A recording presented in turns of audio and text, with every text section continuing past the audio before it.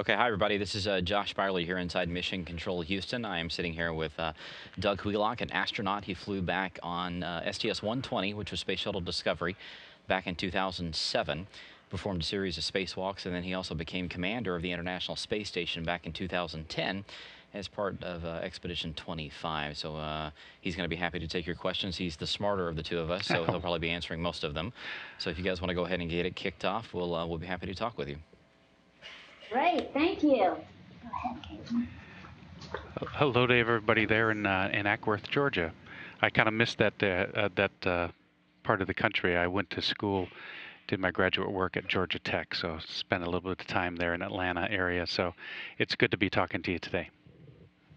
Thank you. Everyone say thank you. Thank you. Hi. Describe your spacewalk experience during the emergency shutdown of the ISS's cooling system. Were you afraid? That's a great question. What is your name? My name is Caitlin. Caitlin, that's a great question, Caitlin. I actually get that question a lot from kids because we're all I'm a kid at heart as well myself, but you do have some fears when you're getting ready to do something like this, because it wasn't something that we had trained for, and so we had trained the skills that we needed to take outside to change out this pump module that you're referring to. And we had worked together as a team before, but we were facing something that was a little bit unknown for us that we hadn't had a chance to practice. So I wouldn't call it fear. I would say that you manage that to where you have to pull together as a team, because everybody has their strengths and weaknesses, much like you do in school when you're on a team in school or a sports team or something like that.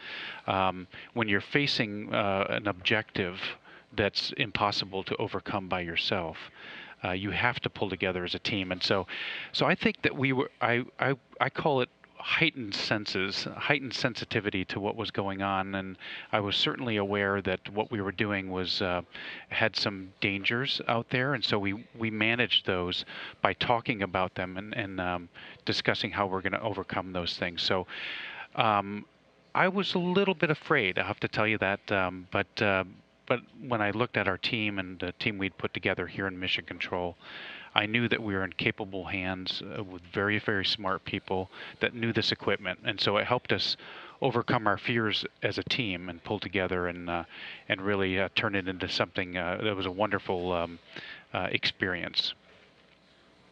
Very good. Go ahead, Ted. No. Are there emergency escape vehicles for the astronauts? Yes, there are emergency escape vehicles. We call them lifeboats sometimes on the space station, but we do have enough seats, return seats, to be able to evacuate the space station if we needed to. Fortunately, we haven't had to do that over the past 10 years we've been, or 10 or 12 years we've been on the space station. We have Soyuz vehicles right now that are used as our lifeboats, and so there are 6 crew members on board the space station, and each Soyuz vehicle, Soyuz capsule, it's a Russian-designed spaceship. Each of those Soyuz capsules has 3 seats, and so I think you can maybe see that on your screen. So there is enough room for everybody to have a seat and a ride home if there's an emergency on the space station.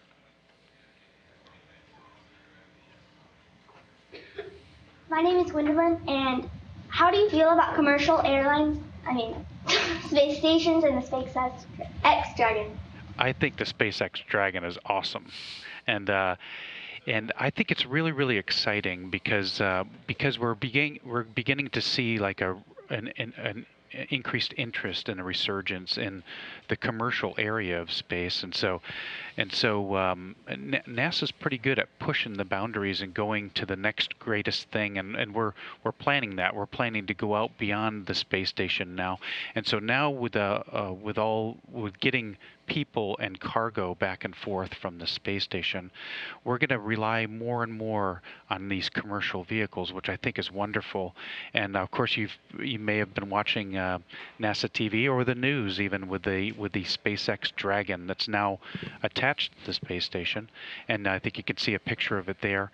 And I think it's very, very exciting because we're beginning to see increased interest in the commercial area of space and space transports supplying the space station, and eventually transport of humans back and forth to the space station. I think it's very exciting, and I think you're going to see it's a really great, very exciting time for you kids that are in school now, because I think you're going to be seeing an increased interest in both your the curriculum that you see in school, and also a better and tighter connection between our commercial companies and our education department as well. So you may see some additional things coming into the schools and from the commercial base as well. So I think it's very exciting. What is the American Astronautical Society flight achievement, and what did you do to deserve it? Oh, that is an award. You probably saw it on my bio, but it was an award. That's a society that focuses on space and space exploration and travel and plans for going different places and what it would take to get there. And back in 2007, we had I was on board the station. I flew up on the Space Shuttle Discovery, and we had a torn solar array. We tried to deploy the solar array that we moved from one part of the station to another. And when we went to deploy it, it tore much like a piece of paper almost, and we were worried that it was going to tear completely in half. And so rather than continue the deploy process, we stopped it, and we built actually like stitches. Some of you there in the room may have had stitches before in your skin. You just kind of sew something up, or sewing up a piece of material. We made stitches inside of we took whatever material we could find, and our mission control team helped us locate those things on board the space station. We made these stitches, and we went outside and we sewed up the solar array. And so so when we got back, it was a pretty daring feat, and of course for us on board the space station, we just did like we were told, and we had the really, really smart and very, very creative people here on the ground that came up with this solution, and so they helped us build these things, and we fixed that. And so when we got back to Earth, the Astronomical Society issued an award to our EVA team for the repair of this solar array. So thank you.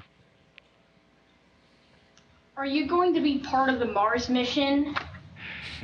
Well, I'll probably be too old, but what's exciting is, I think we're hoping to go to Mars, maybe 25 or 30 years, something like that. I'm hoping that we'll see. I'll probably be in a rocking chair with a glass of sweet tea or something somewhere, watching. But what's very exciting, I think, about usually astronauts when they're selected to fly in space, they're usually in their 30s, maybe like mid-30s or something like that. So what's very exciting is that the first people that we'll see on Mars are probably somewhere in our classrooms right now. Maybe somebody there in the classroom you're sitting in right now, maybe somebody in that very room will be the first person that we'll see on the surface of Mars. And that's very exciting to me, thinking that maybe 25 or 30 years in the future, that maybe right there where you're sitting, there's an astronaut in that room. And you'll be sitting here 30 years from now, and I'll be in my rocking chair and listening to you tell the story about what it was like to go to Mars. That sounds good. How has 178 days in outer space affect your body, your health? Oh, that's a really good question. 178 days in space. There are some things that I was anticipating and I expected. Your vestibular system that kind of helps you balance while you're standing up was affected, and I was expecting that.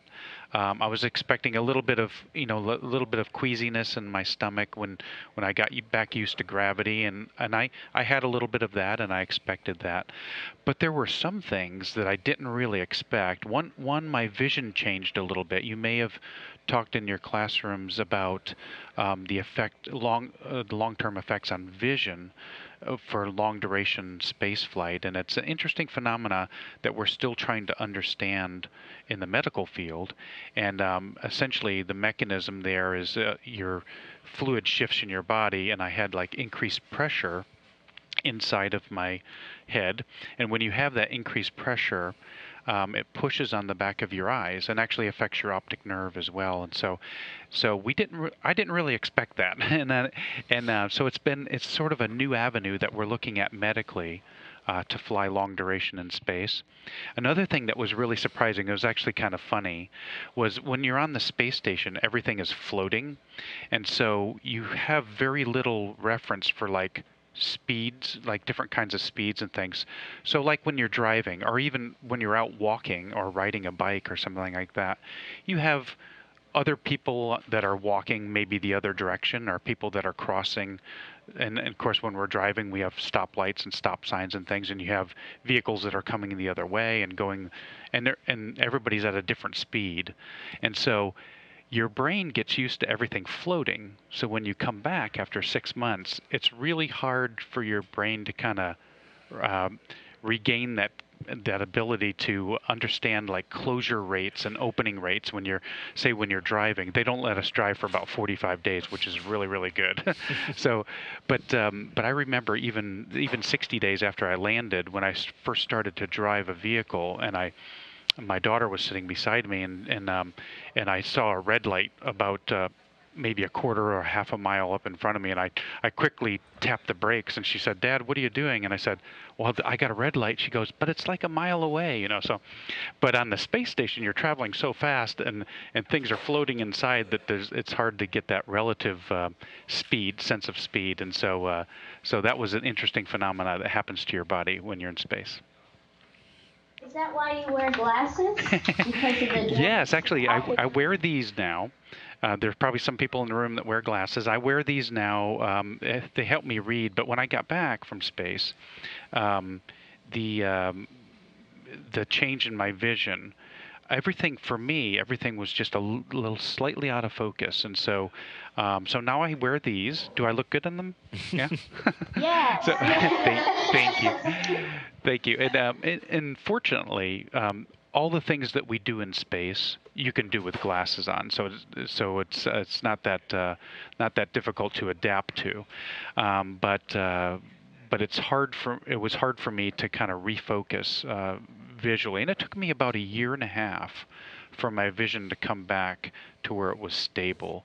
And it didn't come all the way back, but it did have some effects. And I actually was very happy that I was able to contribute to our medical folks here at NASA, and also across our nation and globally, to help us understand this phenomenon. So when we send like somebody sitting in that room that's going to go to Mars, first person to Mars, that may be a 3-year trip out into space and back, and to Mars.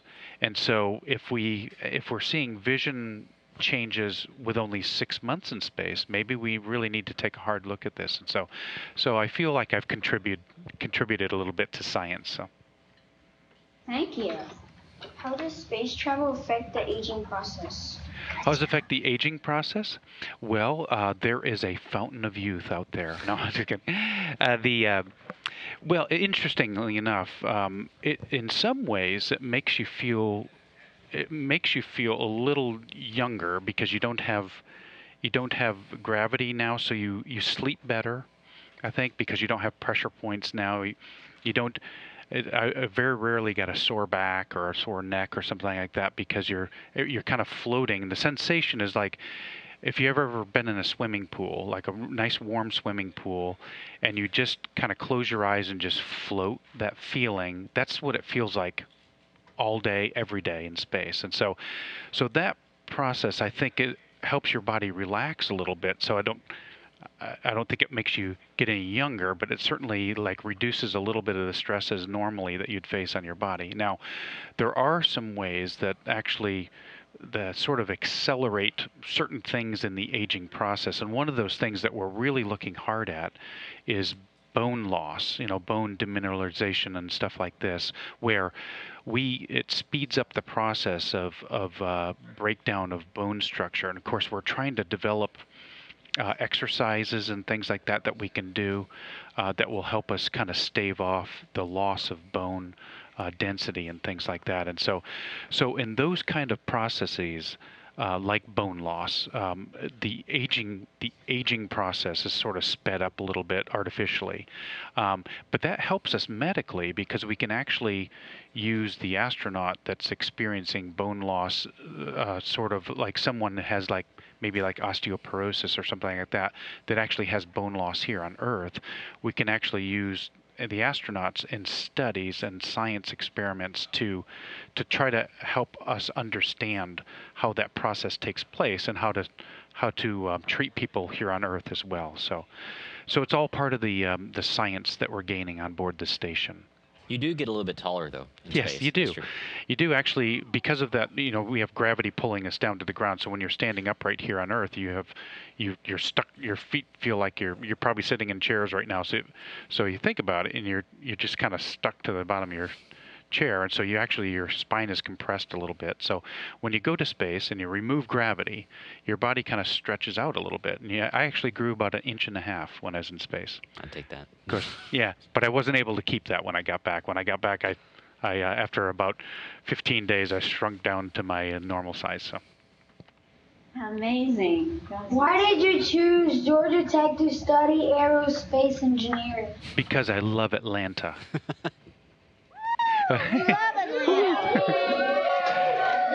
Do we have any tech fans there in the room? Tech fans, who's going to Tech? Awesome. Yes. Well, the reason I chose Georgia Tech, at the period of time, Georgia Tech was a center of excellence for rotary wing technology in the aerospace field, and at the time I was an active duty Army pilot, and so the Army sent me there to study rotorcraft, or helicopters, and vertical lift technology. And so I don't know if you knew this, but Georgia Tech is a center of excellence for rotary wing technology and vertical lift technology. So a lot of my thoughts on making lunar landers or making spacecraft that can maneuver like a helicopter, or aircraft like a helicopter maneuvering, or some sort of hovercraft. Georgia Tech is a center of excellence for that. So that's why I chose Georgia Tech. And besides, they're the Ramblin' Wreck. There's probably some Georgia fans in the room that are not smiling right now. Oh, a few. Yeah. Go ahead, Tori. In your bio, it said that you got the Russian Medal of Merit. What did you do to get that? Well, that was actually kind of a surprise. And when that medal was awarded to me, it was given to me by the Russian ambassador to the U.S., which was really cool. And so, but I participated when I launched to space in 2010. I launched on a Russian Soyuz rocket, and so I went to space and operated on this Russian spaceship, and then came home in that very same capsule. And so, and of course, in order to get a chance to do that, you go through a lot of training and a lot of integrated training and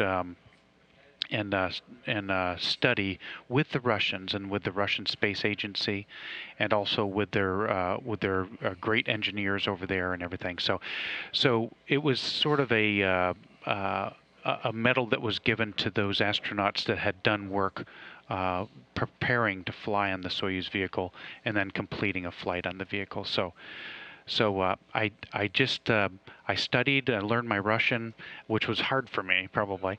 I mean, that's probably the hardest thing that I had to do, is learn Russian. It was really difficult for me, but learning that system and flying on that vehicle, and that's the reason they gave me that medal, and I was very honored. Excellent. Great. Go ahead. Okay. How is it similar to live underwater compared to space? Very, very similar underwater. You probably have seen, we do our spacewalk training underwater. We also have this extreme environments training where we are on the Aquarius habitat underwater, because you can take in underwater, you can sort of replicate what it feels like in space. Now, it's actually much easier to live and work in space and out on a spacewalk in space than it is in the pool. So if you could do it in the pool, you can most assuredly do it in space.